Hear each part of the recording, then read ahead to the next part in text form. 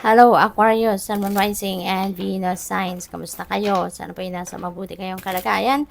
Welcome back po sa Star Tarot. At kung bago kayo rito, welcome din po kayo. Please subscribe, like, share my videos, and leave me a comment kung nakaresonate kayo. Thank you.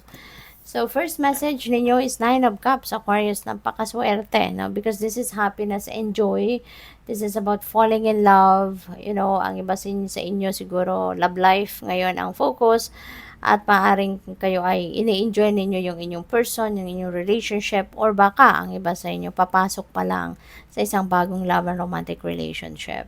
So, possible din na ang iba sa inyo dito maging masayang-masaya talaga because you are getting what you want. You know, wish fulfillment energy si Nine of Cups, kaya maaaring meron kayong mga wish fulfillment dito, no, na may experience. Kaya congrats. We have King of Swords. Ayan. So, enlightenment, no? Siguro ang hinahanap ninyo sa ngayon. Maybe there is an important decision making that you need, that you are seeking, no? At ngayon, maybe malilinawan na din kung ano man ang hinahanap ninyong clarity because maaaring you are going to be consulting with someone. Baka merong professionals na i-consult kayo to ask for professional opinion and advice. Kaya kung ano man itong kailangan ninyo ng clarity, ng enlightenment, no? So, yan ay makukuha nyo din yan. Okay?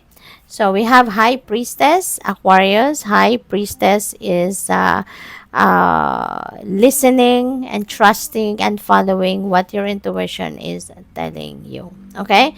So, this is a reminder para sa iyo na divinely guided kayo. Maraming gabay ang binibigay sa inyo ng universe. Tinutulungan ka ng universe na maging maliwanag ang daan patungo sa kung saan man kayo dapat mapunta. 'Di ba? Kaya make sure that you are paying attention, no, to your intuition. Pay attention to the omens. Pay attention to the messages, no, na natatanggap ninyo. Baka meron din kayong mga signs, symbols, synchronicities na natatanggap, and those are guidance, no, para sa iyo.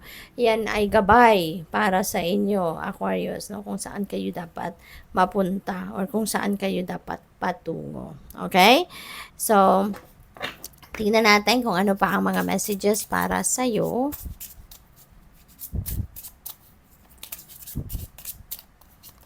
We have stork. Ayan. So, may mga balita dito na paparating. Maaaring merong mga offers of opportunities. No? Dito, baka merong mag-offer sa'yo ng panibagong career opportunity, business opportunity. Baka meron ditong magsisimula ng bagong enterprise.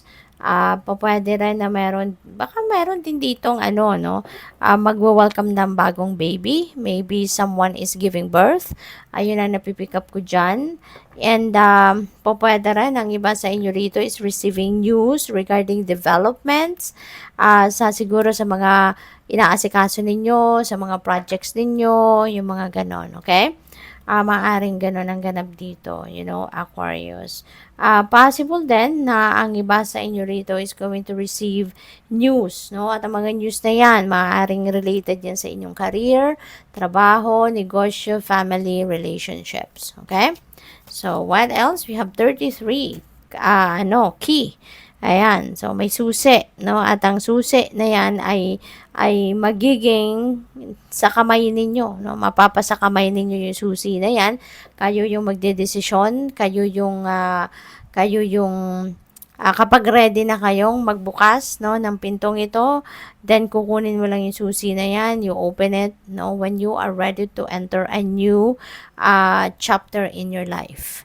Since we also have Nine of Cups, no, which is wish fulfillment, baka yung mga wish ninyo na yan na ibibigay sa iyo is going to open up new doors para sa iyo, no, at maraming biyaya, no, ang kasama ng ano na yan, ng wishes mo na yan.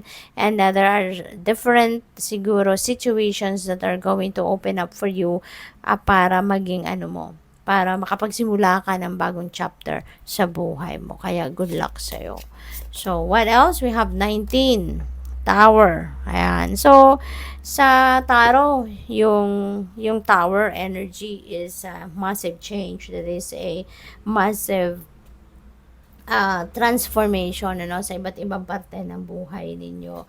Dito naman sa deck na to, maaari na you are going to there is something na matatapos na, you are going to come up with a completion. So maaring panahon ito ng success, 'di ba? Meron kayong mga bagay na ginagawa, maaring related sa trabaho, career, or personal na affairs, that you are going to complete na sa ngayon. Things are going to come into its full cycle na, kaya matatapos na yan. Pwede rin na ang iba sa inyo rito is going to experience success, hindi lang sa trabaho, kundi pati na rin sa negosyo ninyo and even sa relationships, baka yung mayroong mga relationship dito na magle-level up na, 'di ba? Maaaring ganoon. Pag din, baka meron din kasi kung sa negosyo, kung nagnenegosyo kayo, baka meron kayong mga kontratang pipirmahan sa ngayon. Baka business partnership 'yan, or baka magko-close deal kayo, with a client, or baka kayo yung kliyente and maybe you're going to sign a deal, with your suppliers, yung mga ganon. So, good luck. Thank you for watching. Love and light. Namaste.